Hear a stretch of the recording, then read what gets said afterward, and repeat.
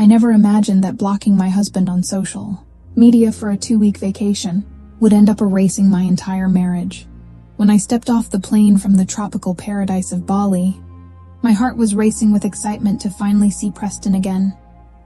However, as the taxi pulled up to our house, his favorite parking spot next to the porch was completely empty. A sudden wave of chill washed over my skin because he never parked anywhere else. I walked up the wooden steps with my heavy suitcase and reached underneath the ceramic flower pot for our hidden key.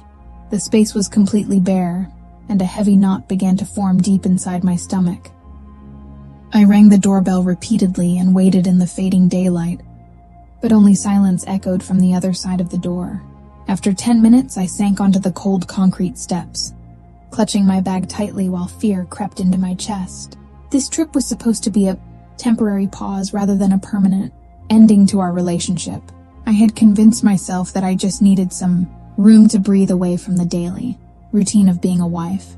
Before boarding my flight, I chose to completely block his phone number, his text messages, and his social media profiles.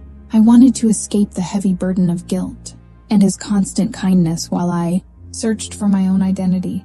Preston and I shared 6 years of marriage together, which felt incredibly stable, predictable, and quiet. He was the type of partner who cooked breakfast every single weekend and always sent sweet messages to check on my safety. He never forgot an anniversary or lost his temper during an argument.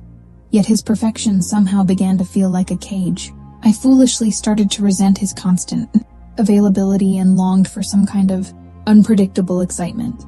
My friends encouraged this reckless behavior by telling me that I needed to experience a selfish phase before getting older. They whispered that his sweet nature was the true reason for my restlessness and urged me to find my spark alone.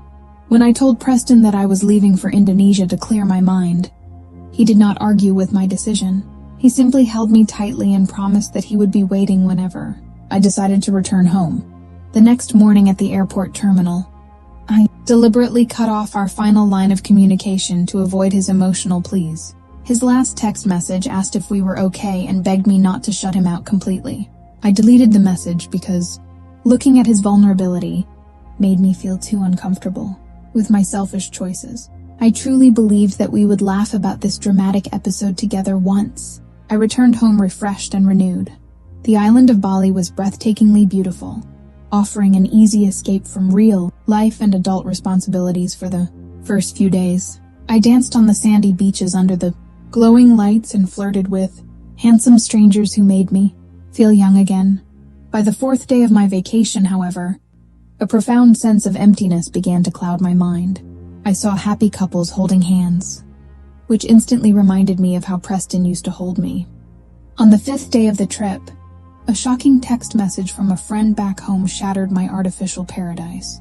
The message inquired if Preston was doing okay because his brother was claiming that our marriage was completely finished. My hands trembled as I immediately attempted to open his social media profiles, only to discover that he had blocked me everywhere. The realization that he had finally closed the door on me sent a wave of panic through my body. When I finally managed to open the front door of our house, the heavy silence inside was absolutely deafening. I dropped my luggage on the floor and rushed directly into our master bedroom to check the master closet. His expensive jackets, his shoes, and his favorite cologne were entirely missing from the shelves, leaving behind a painful void. There was no handwritten note or explanation waiting for me, only the cold reality of his total absence. I sat on the mattress with shaking hands and immediately dialed the phone number of his brother, whose name was Nolan. Nolan answered the phone after a single ring, and his tone was completely devoid of any warmth or sympathy. He informed me that Preston had waited faithfully for years, but my sudden disappearance had completely broken his spirit. Nolan revealed that Preston had resigned from his corporate job, packed his belongings, and left town 2 days prior. After the phone call ended, I sat in the darkness for hours, until a random notification flashed on my phone screen.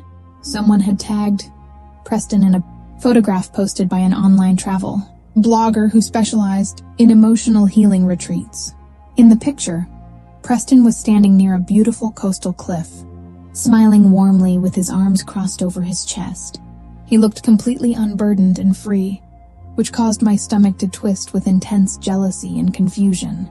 I opened our shared bank application with a racing heart, fully expecting to see that he had cleared out our funds. Instead, I stared at the screen in disbelief because the entire balance was still completely intact within the account.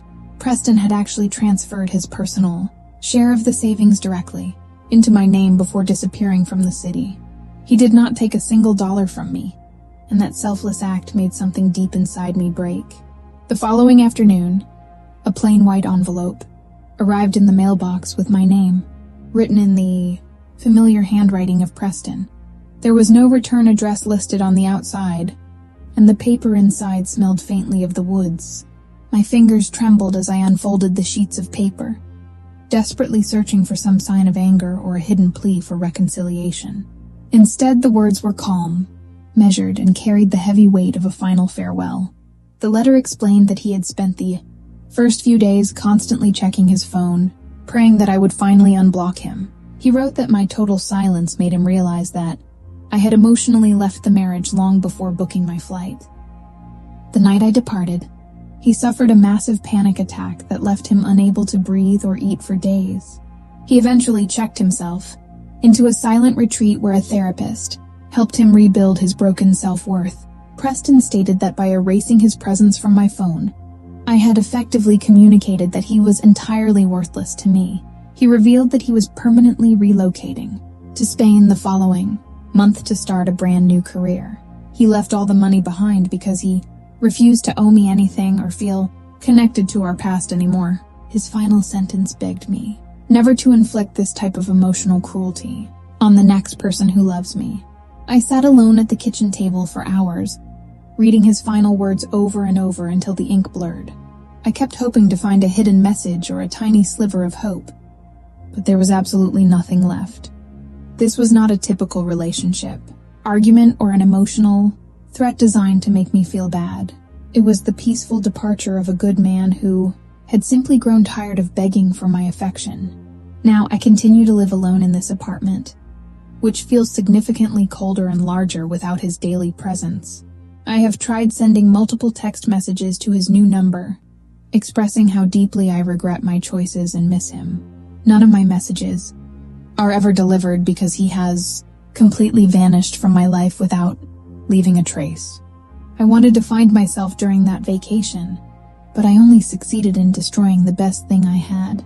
My personal therapist recently explained to me that the heavy silence I feel today is actually a mirror of my actions. My friends try to comfort me by saying he was not my true soulmate if he gave up so quickly. However, they do not understand that Preston did not leave because he was weak or unsupportive. He spent years trying to save us, but he finally stopped knocking when he realized I had permanently locked the door. This week, I flew back to the beaches of Bali alone, not to escape my reality, but to face my grief. I walked slowly along the shoreline and used a small stick to write a message in the damp sand. The words stated that I had blocked true love in order to chase freedom, never knowing that freedom could feel this lonely. As the ocean tide washed the words away, the painful ache inside my heart remained completely unchanged.